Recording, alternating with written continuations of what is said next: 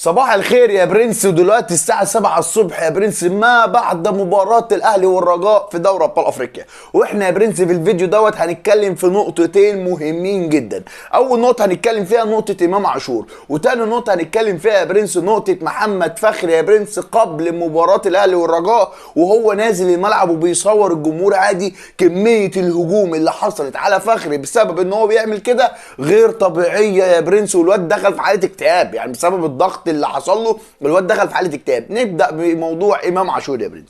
امبارح يا برنس قبل مباراه النادي الاهلي، وانا ما طلعتش اتكلمت على الموضوع دوت. امام عاشور طلع خبر يا برنس من النادي بتاعه يا برنس، قال لك ان امام عاشور مصاب وهيرجع مصر ان هو يكمل علاجه في مصر. كل الناس قالت ايه ده؟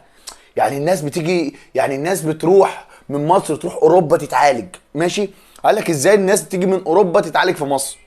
يعني النادي الدنماركي بتاعه قال لك ان امام عاشور هيجي مصر يتعالج يا برنس مع طبيب منتخب مصر وهيبقى جنبه اسرته. والليله دي هنتكلم في الموضوع دوت يا برنس. هل النادي الاهلي كلم امام عاشور؟ هل امام عاشور هيجي النادي الاهلي؟ ولكن القصه يا برنس انا مستغربه، يعني موضوع امام عاشور ده تحس ان هو ايه، يعني موضوع حاجه غريبه، في حاجه غريبه في الموضوع.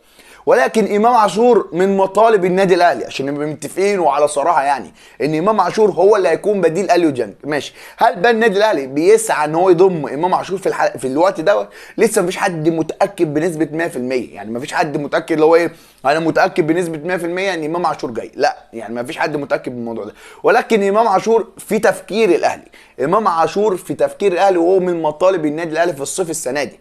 ولكن الموضوع اللي حصل مع ناديه ان هم يقول لك ان امام عاشور مصاب وهيرجع مصر يتعالج ومش عارف ايه وايه والكلام ده كله، وتخش تشوف التعليقات كله قال لك خلاص امام عاشور في التتش هيجي يتعالج في الاهلي، هيجي محمود الخطيب هو اللي يبقى مستشاري وبعبله هو يبقى الطبيب والليله دي كلها. ولكن هو الموضوع غريب بسلطاته ببابا غنوباته بتاع موضوع امام عاشور.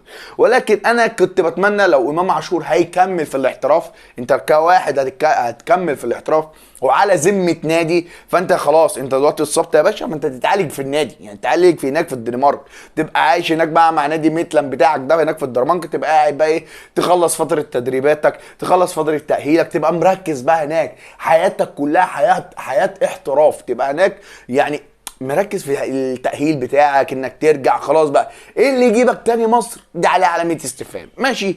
وده اخر نقطة وصلنا لها لموضوع امام عاشور. نخش بقى على موضوع محمد فخري. موضوع محمد فخري موضوع بايخ جدا جدا. بنشوف اللعيبه في العالم كله في كل انحاء العالم، اي لعيب قبل المباراه لما بينزلوا كده يبصوا على الملعب كده قبل المباراه والجمهور يبقى موجود، فاي لعيب بيطلع تليفونه وبيصور الجمهور عادي، يعني اي لعيب بينزل ارض الملعب بيصور الجمهور عادي كده. محمد فخري في مباراه الرجاء امبارح هو نازل فبص على الجمهور، كل الناس بتصور. ما احنا شفنا لعيبه الرجاء كانت بتصور، شفنا موسيماني قبل ما يجي الاهلي نزل صور جمهور الاهلي. فالموضوع يا جماعه عادي، الموضوع عادي. ولكن انك تقعد تهاجم محمد فخري وتقول له مش عارف ايه وايه وايه وايه، ودخلت يعني خليت الواد دخل في موضوع تاني، يعني خليته الواد دخل في موضوع تاني. يا جماعه لازم التفكير، لازم العقل بتاع الناس اللي بتشجع وده خلاص يبقى متطور. انت بتشوف العالم كله، فما تقفش على ناديك بالواحده، او ما تقفش يعني ما تقفش على لاعب في الناديك على طول. ده لعيب لسه صغير، يعني بتشوفها في كل الدنيا.